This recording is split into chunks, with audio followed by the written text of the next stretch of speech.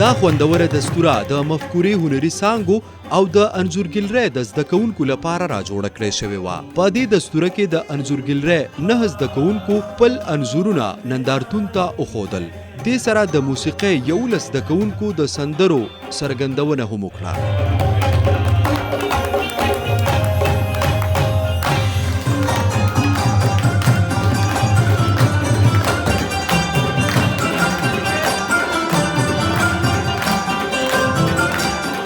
دې سندرغاړو د ارګینیک میوزیک نه د موسیقۍ زده کړې ترلاسه کړي. نن ورځ زموږ د آرټ چې کوم سټوډنټان دي د 9 سټوډنټان زموږ د انځورګري وو د هغوی د 30 پینټینګونو نندارتونو او ورسره زموږ د موزیکا د ارګینیک موزیکا د موسیقۍ د څانګې 11 زده کړیالو. تاسو وکتل تاسو ولیدل د هغې هنرمندانو چې انځورګري کوي د هغوی دغه 30 پینټینګونو نندارتون هم وشو او دا اوس چې کوم لګیا دي موسیقي کوي دا د مفکوره د سندریزې څانګې ارګینیک موزیکا د هغې زده کړیال دي او هغوی لګیا دي پرفارمنس کوي. په دستوره کې شامل د موسیقۍ استاد وایي چې د موسیقۍ لپاره موږ سره یو کلیه شتون لري چې په هغې کې زده کوونکي موسیقي په اسانه زده کوي. اصل کې دا ما سره یو کلیه ده.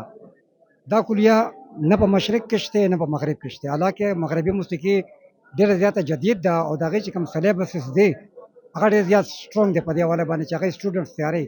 خو په 3 میاشتو کې دننه سټوډنټس تیارولو دا ډېره زیاته مشکله ده بلکې ناممکناتو تر حده پورې دا خبره ورسي. ما سره لکه د میتھمیټکس غونډه کې ما کلیې خپلې جوړې کړې دي.